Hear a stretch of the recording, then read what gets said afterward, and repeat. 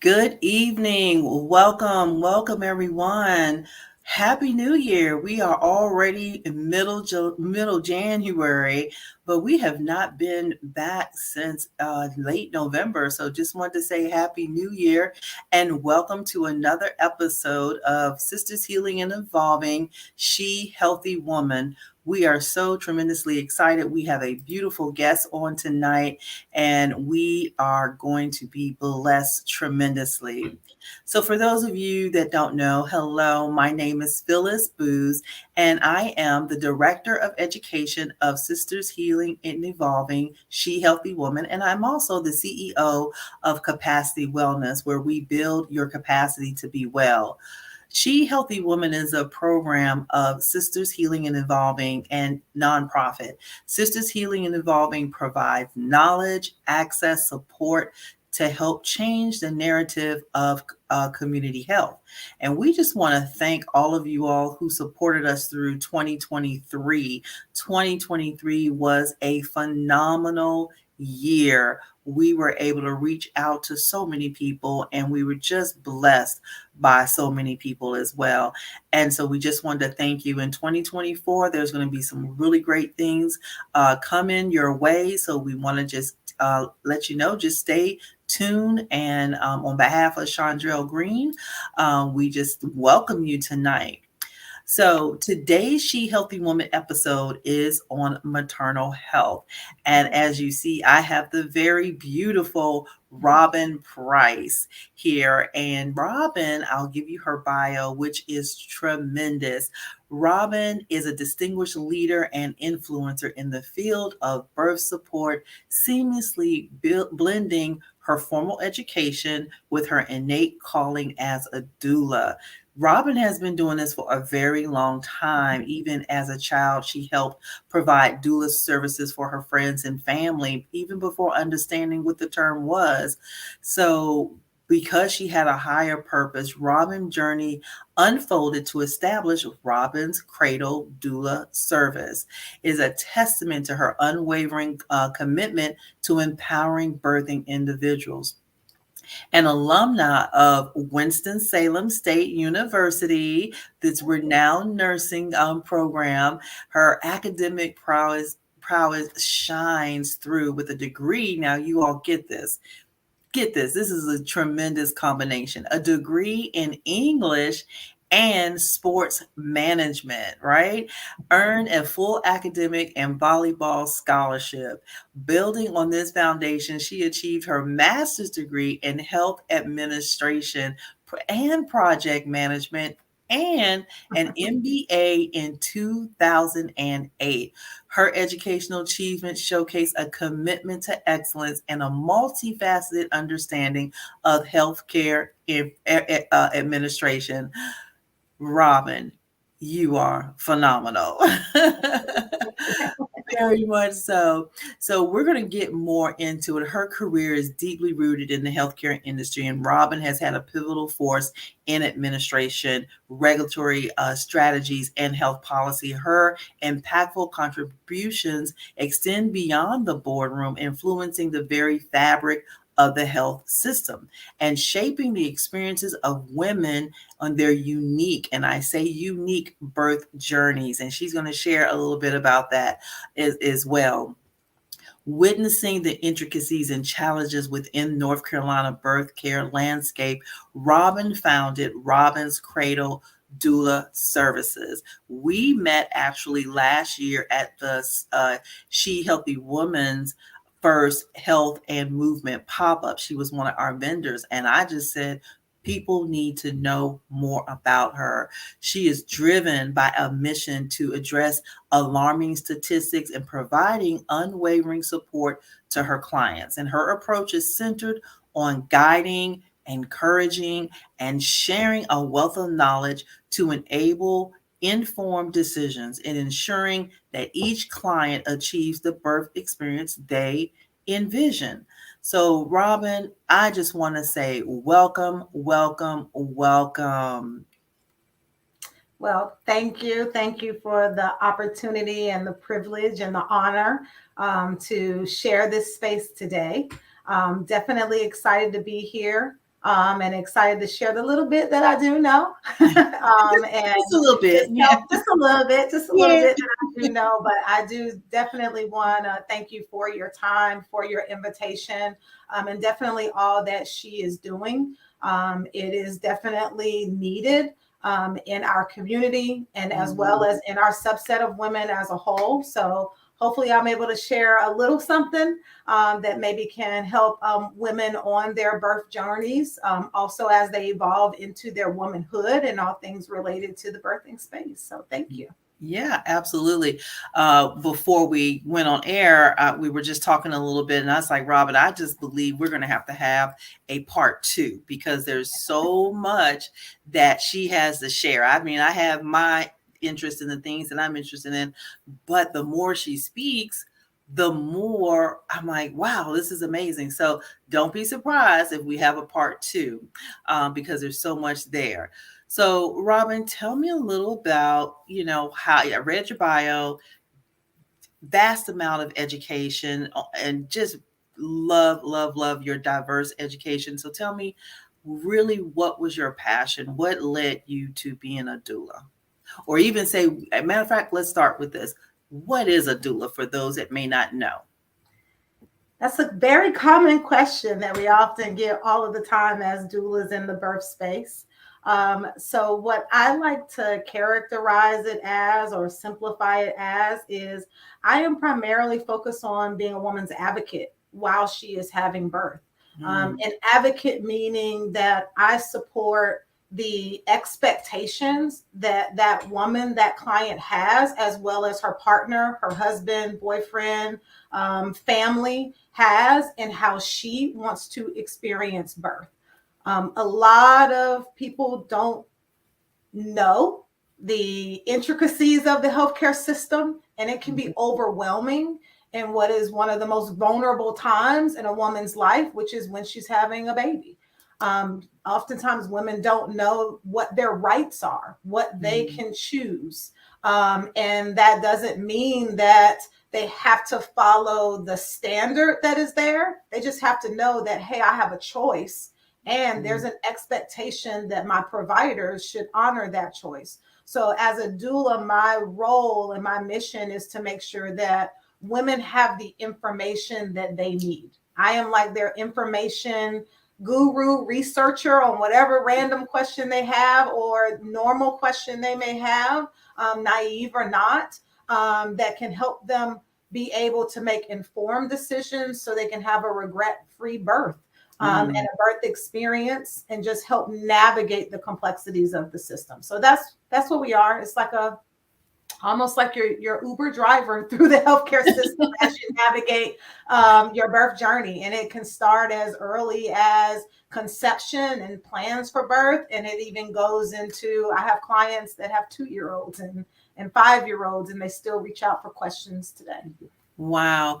And that's so amazing because when you think about, planning and even having going through the birthing process, and especially if you're a young woman, like you're, maybe in your 20s and younger, you may not even think that you have a choice. You may just, you're pregnant, you're going to your doctor's appointments, and the doctor is saying, you're going to do XYZ, and this is what you're going to expect. This is how it is. And, the voice of that mom may not be heard. And so, what I hear you saying is you're there to allow moms, families to know that, hey, you have a voice.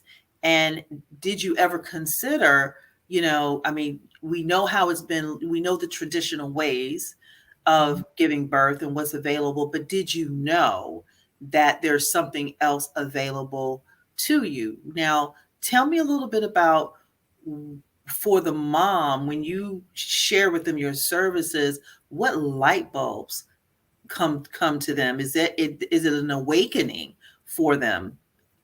Do you find It that is. they're really, yeah.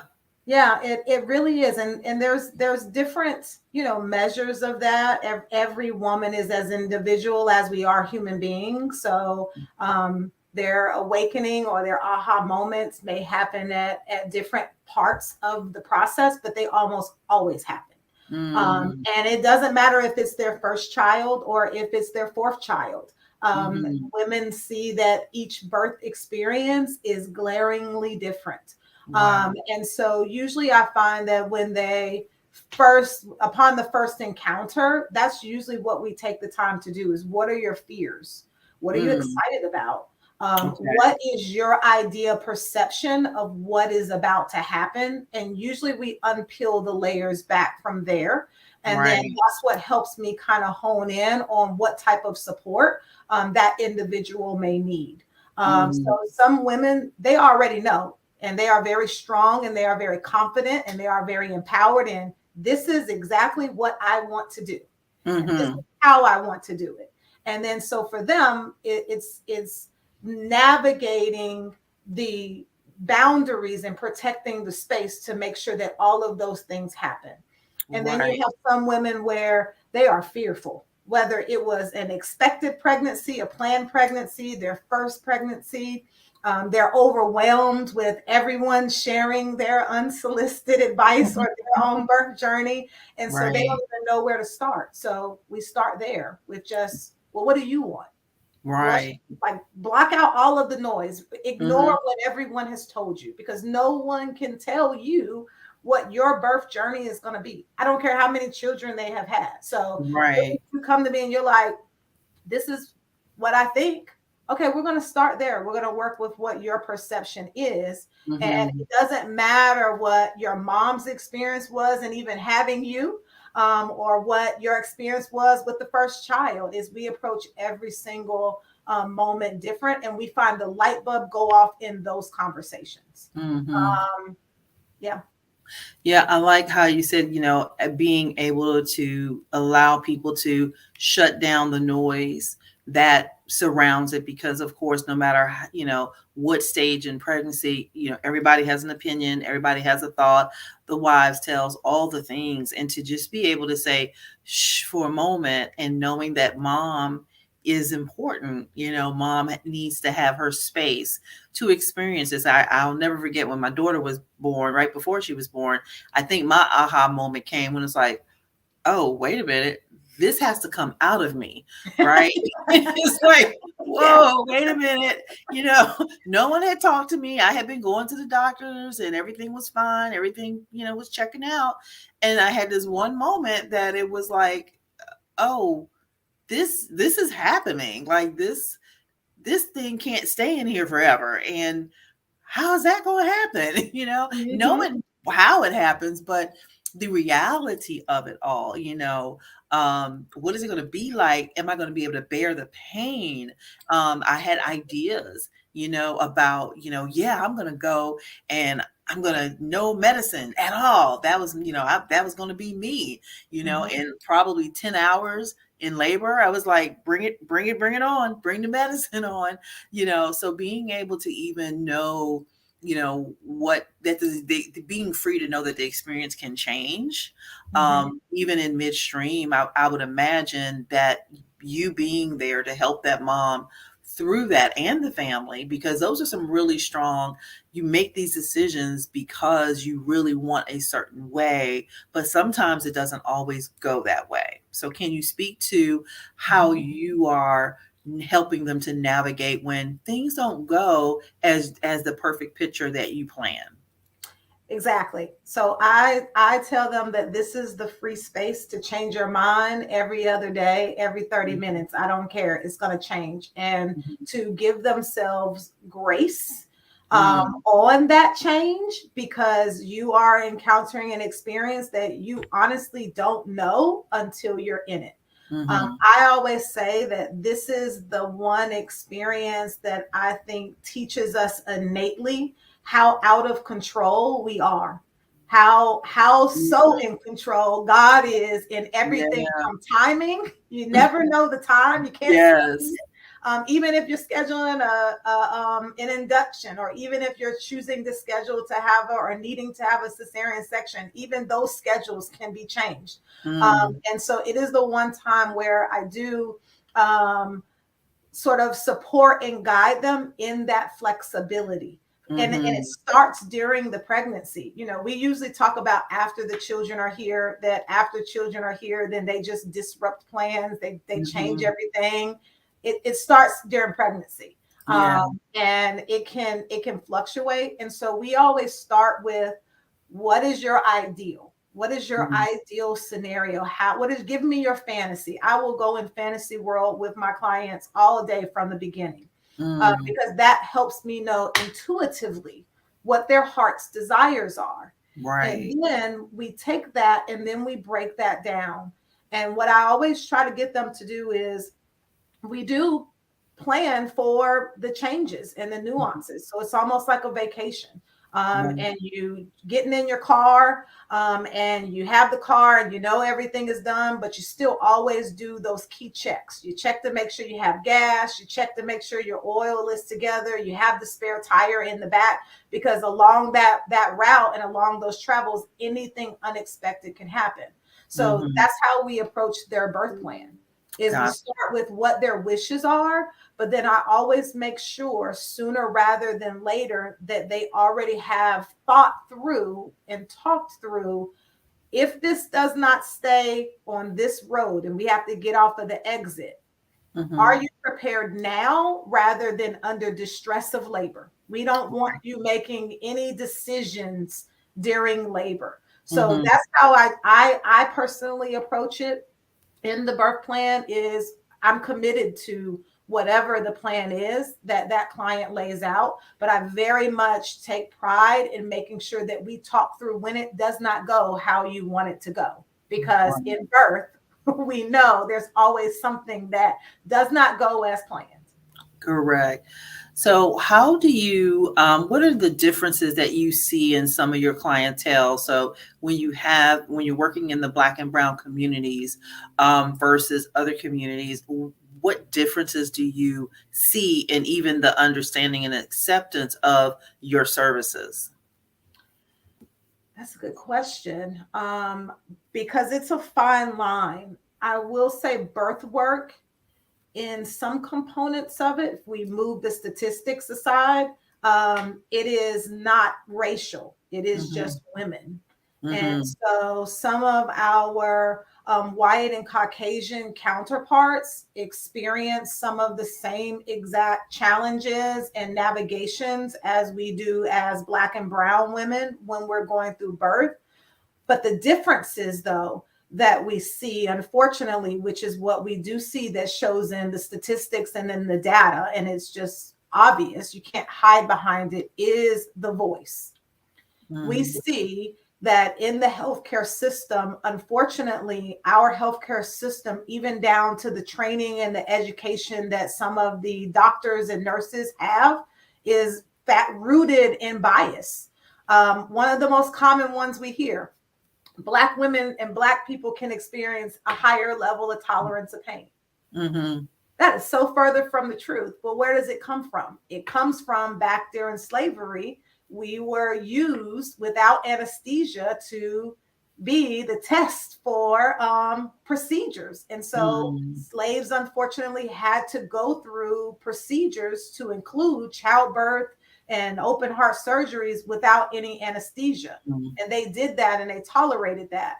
Well, moving that racial sort of issues and reality aside, it should have never been the source of education in our healthcare system and healthcare Mm-hmm. training that was communicated as a truth. Pain is so individual specific. Right. Your pain and how you feel pain is completely different than how I feel pain. And so what we see in the Black and Brown community, particularly during birth, is something as inaccurate as that concept is embedded in even the doctor's practices, that when a Black woman says that she's uncomfortable and something doesn't feel right and she's in pain, she's dismissed. Mm-hmm. Sometimes even as much as she's a drug seeker. And Mm-hmm. so you Yeah. can do it and ignore it. We see it all the time where women, unfortunately, have passed away, where they went to the hospital and they said something doesn't feel right. Mm-hmm. Something's not right. Something's going on. Something's going on with my baby. It's in my intuition. And unfortunately, no one listens to them. They get sent home. And then we Mm-hmm. find out later after they pass that they had a blood clot.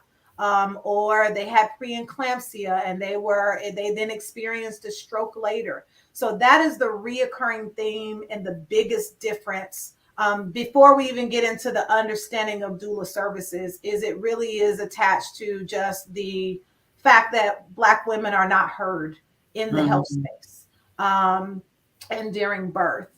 Um, Coincidentally, though, with services, doula services and even midwife services, which we often get confused, we interchange the two, but they're different, um, Okay. started in the Black community. Like Mm-hmm. Black slaves were the ones that were midwives for everyone that had a baby. Um, Mm-hmm. and you had other wet nurses, as we may know them, that supported whoever it was that delivered that baby. All of the women went in there, all of the slaves, all of the Black women went in there and they supported whoever it was that was having that baby. Well, that then evolved. And so when it evolved with medicine, then that's where we started to see that Black women were then removed and some even criminalized for delivering babies because there was the establishment of OBGYNs and doctors. And then Mm-hmm. that then is how, the delivery of the baby even evolved, where you had women that went from squatting or even standing up, and sitting upright and having a baby, to women now laying down on their backs. Well, why? Because it's convenient for the doctor to be able to pull the baby out. Mm-hmm. And so when society evolved medicine that way, and some of those evolutions were beneficial. Like I don't want to be dismissive of how Mm-hmm. the advancements of healthcare, but what we saw with that evolution was then the removal of access. So then that's where you see something that was very much rooted in the Black culture, in the African traditions, that we brought over here, to include doula services. They faded out because we didn't have access to the same healthcare systems that our white counterparts did. So then you started to lose the awareness of doulas. We Mm-hmm. then started to get typecasted where a lot of people assume doulas don't work in the hospitals. We only Right. do home births. Um, Right. we only support natural birth. So if you're not trying to do pain free in your home, then why would you need a doula? Why would you even Right. go that route? And so there's a lot of, because of the removal, that happened and the removal of access to services, then now you have this sort of forgotten practice, that a lot of people just aren't aware of. And so, unfortunately, because they're not aware of it, then they then navigate the healthcare systems alone. And then that often results in very traumatic birth experiences. Mm. And see, that is so, because when I first met you and I saw doula, yeah, I thought at home, natural births kind of thing until we began to talk. And it's like, oh, so you're on the journey with these moms and these families, no matter if it is at home or in the hospital setting, which was very interesting to me because, how amazing, is that, especially to, like you said, navigating all the things, navigating, the choosing the hospital that you're going to go to. I know when I had my daughter, we were in a part of a large healthcare system. You didn't know what doctor was going to show up. Mhm. And so just being able to, that brings about some anxiety because you build a relationship, but it wasn't a relationship in a sense. And so to have someone there that you can call upon to get a consistent answer, because you may have seen multiple partners, within a practice, throughout your time. And so that may lend some people to not be as open, about what they desire, what they need, because this is, you got 15, 20 minutes to have your appointment, check to make sure everything's okay. But the questions, may not get answered. Mhm. how do you find yourself in the space, in the birthing space, working with the healthcare providers, the OBGYNs? How have you found that relationship? Another good question, Phyllis. Yeah, that's right. um, That's right. because more commonly, a lot of people are unaware that majority of my clients deliver in the hospital. Mm-hmm. So I do have home births, a couple of home births there, but a lot of people are just comfortable being in the hospital, that just in case blanket. And so I consider myself a part of the team. I do not replace the doctor. I am Mm-hmm. not a doctor by license, by certification, by training. I'm not a doctor. If they are seeing a midwife, I am not their midwife. So I very much play my role, and my support role. And that should be viewed as complementary. I should be viewed as complementary to Mm-hmm. the providers and the midwives that are treating the client, within their scope of work. And so, my approach whenever I have my clients, I ask them who their doctor and their midwife is. I Mm-hmm. know where they are expected to deliver the baby, to include if it's an emergency, where's the closest hospital. I go with them if they want me to do the hospital tour. We navigate the hospital space together. If I don't go with them, then I know most of the hospitals. So I go where they deliver, and then I make sure I know how to navigate the space for them. So that way, when the baby's coming, that's Mm-hmm. one less thing they have to navigate. And then I also make sure that the doctor and their midwife has insight to the things that we are discussing. So, all of my clients, once we finish going through that birth plan, I go over that birth plan with their midwife and their doctor. So that way, Mm-hmm. there's no question that this is what my client wants, this is Mm-hmm. what they are seeking. And then me and the doctors work together to make Mm-hmm. sure that that is what is executed. And so I think this is where some of my educational background and my 9 to 5 experience has been Mm-hmm. helpful in that I know how to do the doctor speak. I built the rapport with the providers, so I know their perspective. I know their why.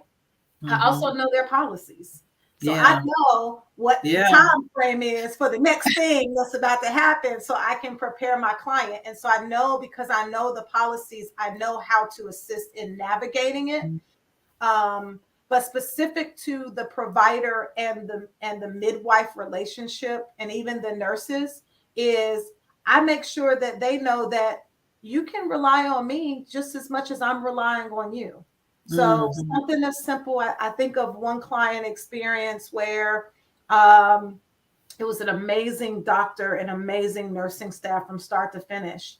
And what we did was, there were so many babies that were being born that day. Well, they had confidence and trust that I was in there with the client the whole entire time. And whenever we were transitioning meaning my client was going from, labor to active labor, ready to push, they had confidence and trust that I was going to come and get them. They Mm-hmm. had Okay. confidence and trust that I respected their knowledge and I respected their role and what they were there to do. And I'm not getting in their way. My job is Mm-hmm. not to get in the way. If I get in their way, then I'm compromising my client's care. So Right. it's not about me at the end of the day. It is a Mm-hmm. hundred percent about my client, and whatever I need to do. If it's go run get ice and warm towels, and to get that to my client faster, and I can help the nurse do that, then I'm going to do that. If it Mm-hmm. is articulating to the doctor on my client's behalf that no, she doesn't want her water broke right now, she wants to wait because she wants to have as natural of an experience as possible because we've already induced her. So let's give her that. Let's give her Mm-hmm. some form of natural. So I'm the microphone, but I'm also the one that helps make sure that everyone is working as a team and that my client is number one priority. Mm-hmm. Mm-hmm. That is amazing. So, awareness. Let's talk a little bit about awareness. So, you're in the community and you're, serving your clients. Um, But what about those clients that are just not aware? Do you have any programs that you've initiated, or opportunities, outreach, where you're able to go in and talk to mothers about your services? Yeah, so you will probably see me in the oddest of places. So Oh, really? one Oh, example is back in October, I participated in a bridal expo. Well, oh. what is a doula doing at a bridal expo? Like they're talking about planning the wedding. Well, most Okay. women are either already pregnant, whether they know it Uh-huh. or not. Someone in their wedding party is already pregnant, or we're seeing statistically that women are getting married later in life. So very Mm, quickly, right after the wedding, they're wanting and they're ready to start their journey into motherhood. So making sure that they knew, hey, right after you come back from your honeymoon, you have that honeymoon baby. Let's get ready to make sure you have the resources available to make sure that just like you have a wedding planner or a mhm. baby shower planner, why not consider a doula to assist you with your birth plan? So Wow. your wedding planner plans your wedding, but he or she plans your vision of your wedding. Same Wow. exact thing a doula does. We help plan Yeah. whatever the vision is for your birthing experience. Um, Another thing that I've done is statistically, we see that teens are Mhm. often ignored in the Yes. birth journey. Yes. Their guardians take charge because they're their guardians. Mhm. Well, they often forget, and sorry, moms out there, but we often forget that when a young girl is having a baby, she is the one that dictates the birth experience.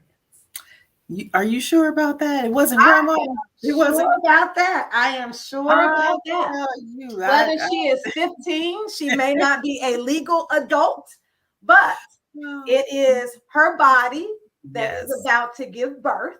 Yes. And so, mom, you have all full intentions on, being helpful, but really that young lady should be able to express how she wants to experience her individual birth journey. And often Mhm. I work with the moms as well as the dads sometime on this process. And what I tell them is, let this be their first opportunity to start to take lead in making Mhm. decisions as the mom that they're about to be. It Yes. doesn't start after the baby gets here. They are the mom now. Yeah. So if I am going to have this baby and I'm going to have to make decisions as the mom, whether I'm 15 or 16 after the child gets here, and mom isn't going to be there to always take over, then why can I not Yeah. articulate that, mom? I don't want to have an epidural. I want to try to go as long Mhm. as possible. Or I don't want to be induced. I don't want to have the baby Mhm. on this schedule. I want to have the process as natural as possible. And Mhm. so that's how I work with the parents, is getting them to understand that this is her birth journey. Use this as an opportunity that as young parents, let them start to understand now what decisions they need to be prepared. Why not during their birth journey?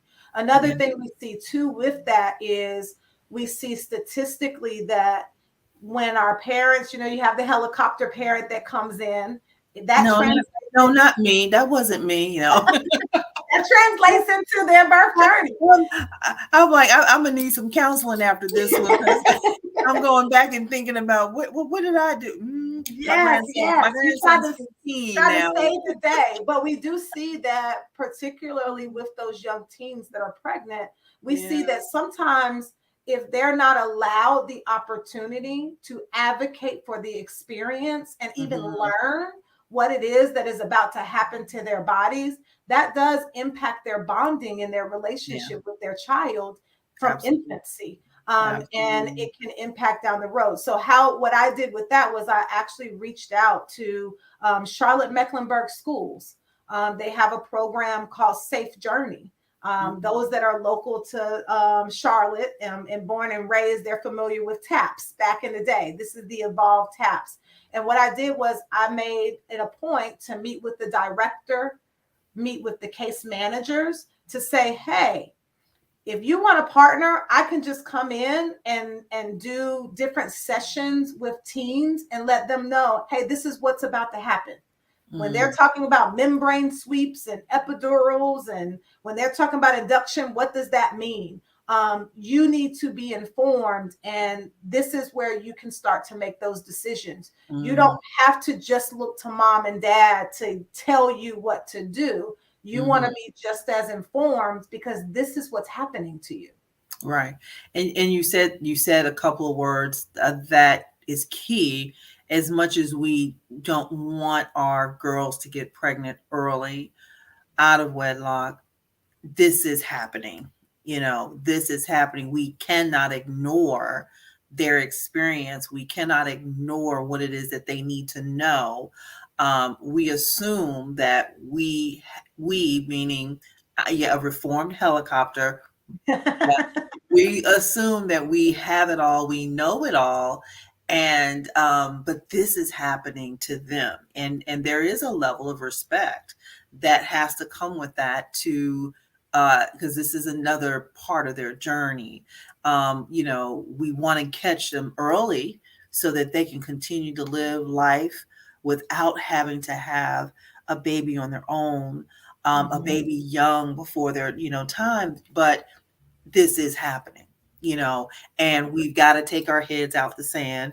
We've got to realize that it probably will always be a situation that we have to begin to really address the needs, both before, of course, as many as we can get to before, absolutely. But when we turn our head and just say, well, they're pregnant, and then, oh, well, you know, you know what are we doing, you know Mhm. because that child coming in, I can remember I had just told my daughter, among the probably the million things that I told her, but one of the things I told her that actually stuck well was I had her put a headphone on her belly, um, and to play music. It's like the environment that you're creating is going to be key. And so to this day my grandson sings, he loves Mhm. music. And so, other than the other things you brought so many things to light. I think I'm having a moment here. It's like, oh yeah, I was at helicopter. Yeah, I was right. I probably did more than the nurse did in the room. Actually. We see Yeah. that.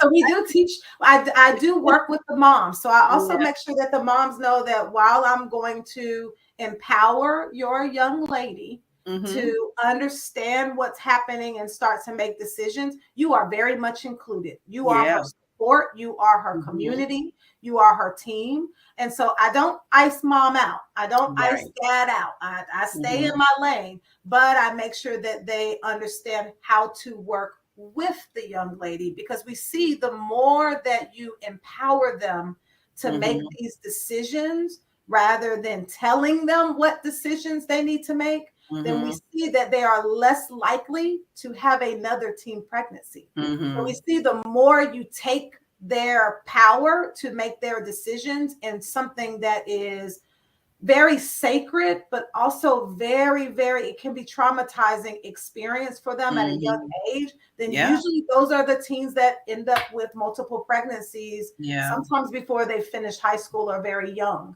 Yeah. And sometimes we see that there's that unspoken, I'm trying to fight for a decision here. And if mom Mm-hmm. and dad keep coming in and making those decisions for me, then Yeah.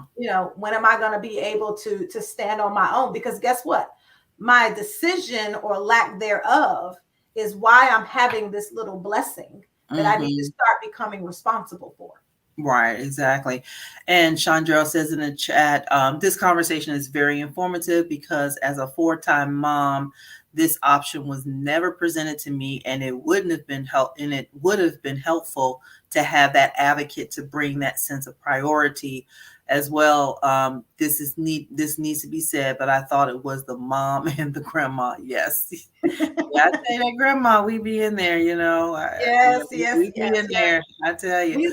We see they talk over. So Oh yeah. because I have had clients, young clients, You know, 17, 15 was my youngest, where literally, unfortunately, the young lady was in the bed and everybody's talking over her as if she's Mhm. not the vessel that is bringing the life. And I had Right. to actually tell mom, and it was grandma in there too. Hold on, hold on. I hear you and we understand. Let us help her understand why Right. you are making that recommendation for her, but let us allow her to make the Her to decision. do it. Right. Because Absolutely. doing that, they didn't realize. And again, intentions, you know, sometimes we have to dismiss intention. We know it is the intention to help and it is the Mhm. intention to protect. But Right. intention sometimes does not remove the wound of the trauma that can come after that. And the Absolutely. fact that now, in addition to the healthcare system not listening to this young lady, Mhm. now Yeah. you have mom and grandma that's also Right. not listening to this young lady. And so there's multiple people where her voice is starting to get stifled. And so Right. when is she ever going to feel the opportunity to feel heard? At a birthing, in the birthing space, that should never be an opportunity where someone is silenced. That should be Right. the very space Yes. where you should feel empowered, as innate as it is to let those natural sounds out. You should be Mhm. empowered to vocalize exactly what is happening to you. Yeah. How do you see women being prepared to breastfeed? You are just coming with them, Phyllis. Yes, yes. I told you I was so interested in this topic. I mean, Yes. I'm way beyond them years, but I. So breastfeeding is something that I do include in my services. Now, I am not a certified lactation consultant, but I have some IBLC amazing lactation consultants that I partner closely with. But what we do is we go over that. I again, my clients drive everything that I do. They tell me what to do. They tell me what they want. So Mhm. one of the questions is, do you want to breastfeed or do you want to do formula? Do you want to do both? And Mhm. then literally we see that you can have the most beautiful birthing experience and then a very traumatizing nursing experience, Yes. and be immediately overwhelmed. So we start that prep work during those prenatal visits when they're getting ready to literally, when we get to like that third trimester, we're Mhm. talking about their nursing and their feeding options. We're Gotcha. talking very much about what they can expect. Breast gorging, we're talking about nipple pain, nipple cracking Mhm. and bleeding, what you should Mhm. expect, what's normal, Yeah. in a general sense versus what's not normal. Like you Right. may be uncomfortable, but breastfeeding should not be painful. So, what Mm. can we do if it is painful? We talk about, if your milk is not coming in, what is Mhm. wrong? What is not wrong? There's nothing wrong with you. We talk about what to do. If too much milk is coming in, how do we slow that production down? So, breastfeeding is just as imperative to support women with as the birth itself. Uh, Mhm. because that nutrition then just carries on. You know, we talk Yeah. about women with multiple babies. When you are nursing one child and say you just had a child. So we see a lot of women that have, you know, the stepdaughter children where it's like you literally had one and then less than a year later you have another one. Your one is nursing. Well, they Mhm. forget that your pregnancy will limit your breast milk production because your Mhm. body is working counterintuitive to the nursing. So preparing for that. So we definitely do go through in my services. We talk about breastfeeding. Breastfeeding for me is a part of the birth plan. Yeah. Yeah. Um, Yeah. I wish someone had told me when I was breastfeeding because mine was excruciatingly painful and my milk wouldn't come out. And but if they had told me, this is going to decrease your belly fat, I probably would have been on it a lot. yes, yes, nobody, yes. nobody, nobody told me that part. I may have just been a little bit more motivated. Yes, healthy for the baby. Somebody had told me that belly fat would be Oh going yes, just away. you have contractions. We say it's those post baby contractions. So most people Yeah. don't understand that when you're breastfeeding, you are contracting just like you Yeah. contracted your entire pregnancy. Most women don't know Yeah. that they have contractions or Braxton Hicks as they know Mhm. your entire pregnancy. You just don't tend to feel them. Yeah. until you get to the latter part of that third trimester. But your body Mhm. practices. The body's an amazing thing. It It is. practices the whole entire time. Mhm. We also do the birth plan for the dad. So I do not Yeah, forget about my men, that's good, because that's in the good. birth space, they are often ignored. You Yes. see men where they're in there and then they're just sitting in the corner and everybody's focused on mom. And then right after she has the baby, then everybody focused on the baby. And then the mom is there, legs wide open, breast out, and just naked. No one cares. And then dad is over in the corner about to pass out. I've seen them Right, pass out and everybody looks and then forget. right, So right.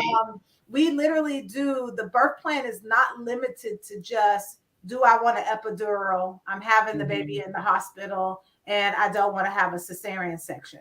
We mhm. literally do a birth plan that starts from wherever my client is, wherever their partner is.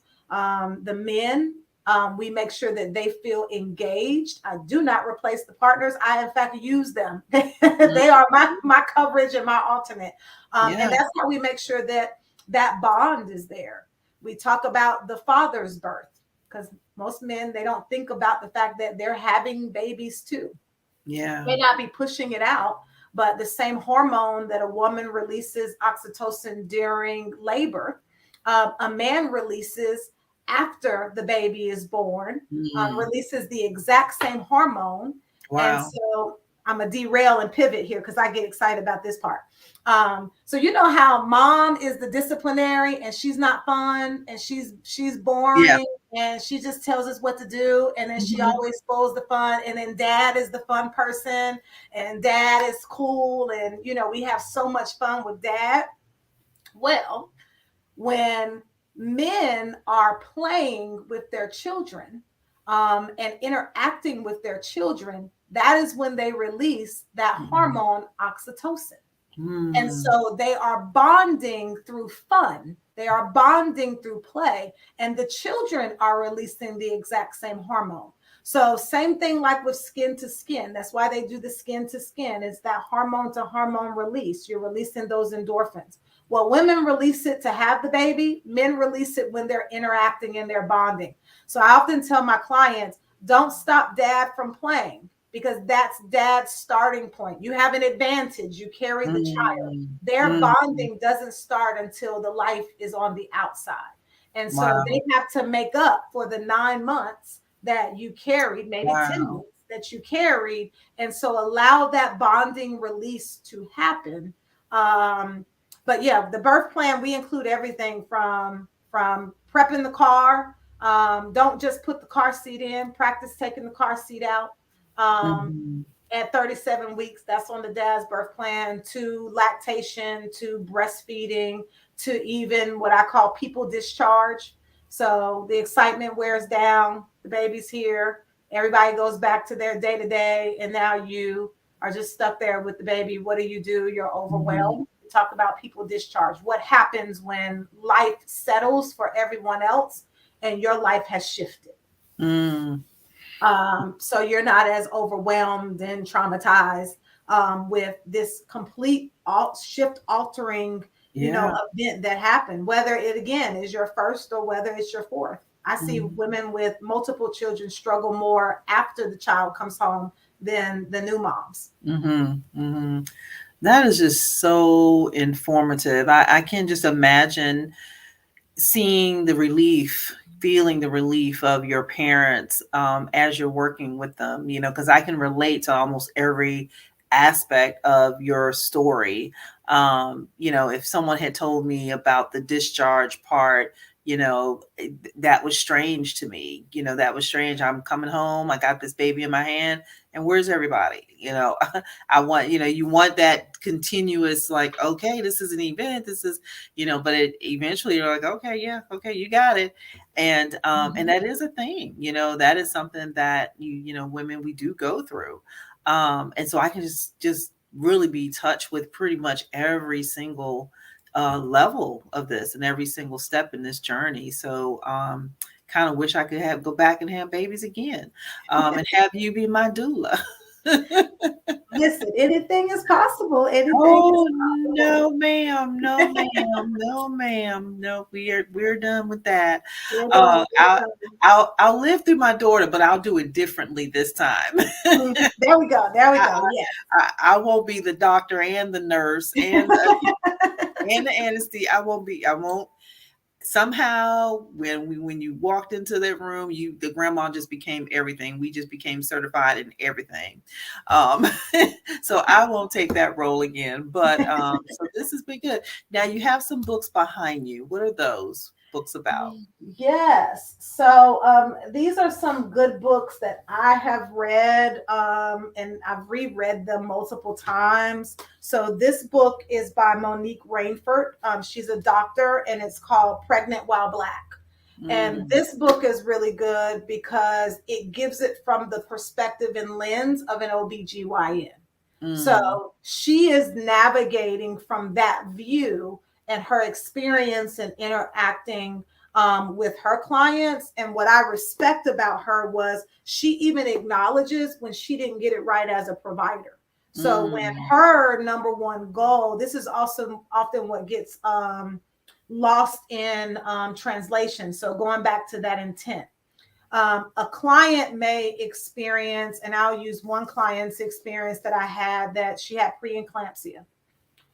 So she had to have a early induction, and her preeclampsia was severe. mm, But she still wanted a birth plan that allows her to have as natural of a birth experience as possible. And so that's what we were committed to supporting. Well, her doctor's goal was a safe delivery for mom and a healthy baby.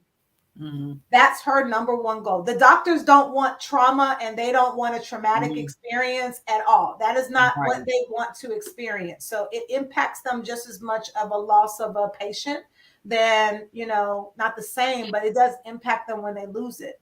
So in that experience, and Dr. Rainford talks about this in one scenario where the client didn't want her water broken.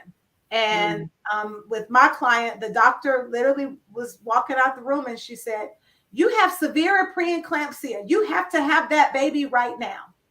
Well, her messaging may not have been articulated in the best bedside manner. mm, My client received it as, "She's not listening to me."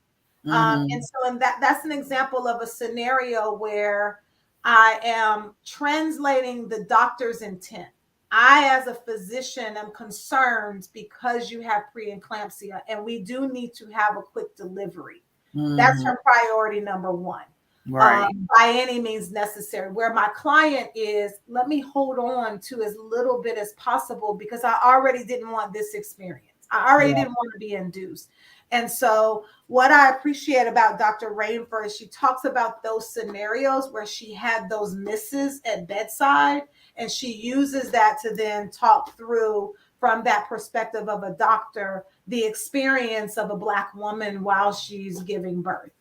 So Mm, this one is just a good read. I don't recommend a woman who is pregnant reading it. I am very sensitive to transfer trauma. So I mm, tell my clients often when they're pregnant, do not watch a bunch of birthing videos. Um, wow.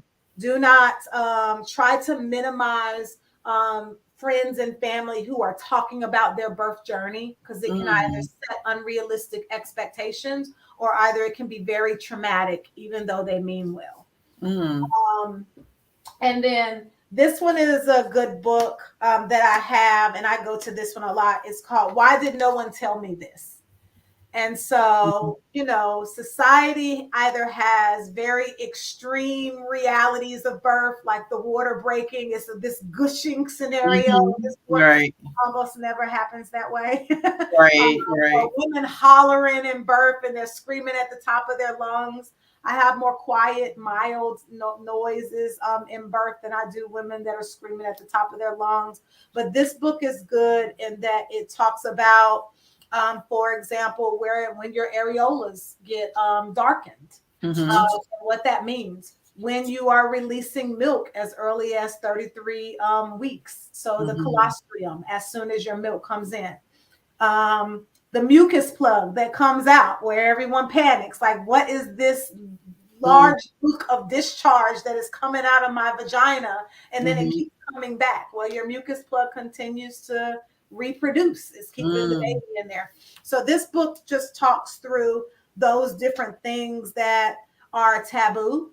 Hemorrhoids, you can develop mhm, hemorrhoids. So the things that people gloss over in the right. social media world, where birth is, beautiful, and I just have this belly, and you don't talk about, like, everyone doesn't just get a belly. Some women, they gain excess amount of weight, and Mhm. it's not as easy for them once they have the baby for them to just snatch back down to the regular size. So Yeah. this one is a very honest, sort of humorous book that goes through Mm, what one may expect, right. um, outside of the cookie cutter beautiful picture that we often see. Right. Exactly. And talking about that, there's always that opportunities where a woman may have a stillbirth, or there may be situations that complicate, like if a woman has fibroids, or if there's, cervical cancer, just different things that a woman can experience while giving birth or during her pregnancy. Um, how are you involved in those type of processes as well? So my clients, as soon as I engage, I have an expectation of them, that I am connecting with them after every doctor's appointment, even if it's a simple text message that just says everything went good. This is my Okay. next date. And that is imperative, because that helps me know what to sort of share with them and prepare them for and suggest for them. But I do support women who have had miscarriages. So Mhm. we do have a function of the doula space where you have doulas who support women who are grieving. Mm, Whether that is a woman who had multiples and one of the babies did not survive, or mhm, maybe they had, like you said, a stillborn, or maybe I'm engaged with them during the first trimester, and then they lose the baby at 20 weeks or 32 mhm, weeks. We talk about that loss. Um, I personally have a personal journey with infertility, so I do understand personally women who navigate infertility and IVF or IUI cycles, mhm, and the multiple times that they experience loss with trying to get pregnant. mhm, We talk through what may happen if they do have a successful pregnancy during IVF, what they can expect that may be unique to them. Um, we talk through women that have PCOS or polycystic ovarian syndrome, how that can impact pregnancy. mhm, Um, Women who have fibroids, how that can impact pregnancy, what they can expect their provider to say mhm, during their care, gestational diabetes, pre-eclampsia. There's no topic, essentially, Phyllis, that goes untouched. We talk about mhm, their whole health. Um, I also I am a certified fitness trainer. mhm. So that sort of goes into like my high school and college sports sort of background. Yeah. So physical fitness is important to me. It is Mhm, embedded in sort of my approach to dueling, where I don't send them in a boot camp, but some of my clients, I may train them personally. So they have personal training services that we do, and I specialize it and cater it to a woman that's pregnant. But mhm. all of my clients receive some sort of, you need to be walking Right, at least 20 minutes a day. You need to do squats. Squats right. prepare your pelvis for labor. It may make labor smoother for you. So Yeah. I help inform them on some of those physical things, as well as diet and nutrition that they need to be mindful of, particularly when they have underlying conditions and concerns that may impact their pregnancy. Mhm, We also talk to women who don't have the beautiful experience after birth where they bring the baby home. So what mhm. happens if the baby goes to NICU? So went Mm, into the hospital with a belly. and I have Yeah. my baby, and everyone talks about and is prepared for the baby coming home. Um, Mm, a lot of women that go through postpartum depression because they didn't have the opportunity to bring their baby home. So, wow. what does that look like? I don't have an opportunity to nurse and do skin to skin for 48 hours because my baby's in the NICU. Yeah. So how do I bond with my child that, Mm, was premature or had complications? So yeah. we navigate that space too, as well as connect them to those postpartum services, if that's the scenario. So Wow.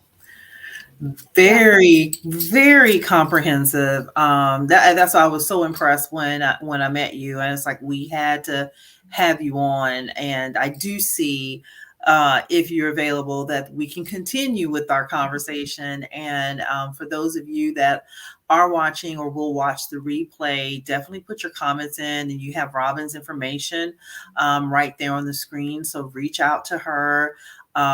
Just amazing. I think your services are just, they just go beyond what I ever thought a doula, was about. So you definitely expanded my knowledge about it. And I'm sure those that are listening as well.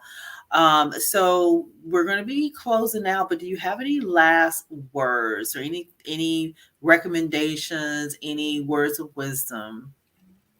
Yeah, I definitely would say number one, anyone on a birth journey, whatever that looks like, whether that is your first child, you're planning to have your first child, or whether it is multiple child, or whether you are supporting a family member that is going through the birth journey. Definitely don't hesitate to reach out. I am not the only doula in Charlotte, North Carolina, and surrounding areas. There I are was going a to ask lot that of them. question. I was going to ask that for the Charlotte area. How prevalent is doulas? Yes, they are out there. And I always say clients pick me. I don't pick clients. So Mm-hmm. there are clients where I may not be their style. Our Mm-hmm. juju may not align. Right.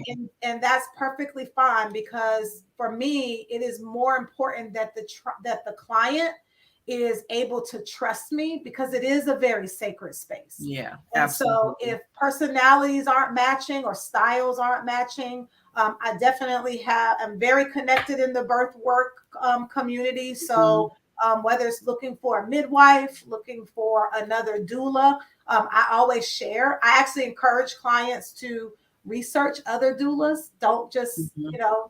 select me at the first one, even though I'm awesome. Yeah. But I definitely tell everyone, reach out there. So even if Mm-hmm. you don't want doula services, it is perfectly fine. Even if you have your tribe that's very connected and Mm-hmm. knowledgeable, reach out. There are resources where there are mom groups that we connect Yeah.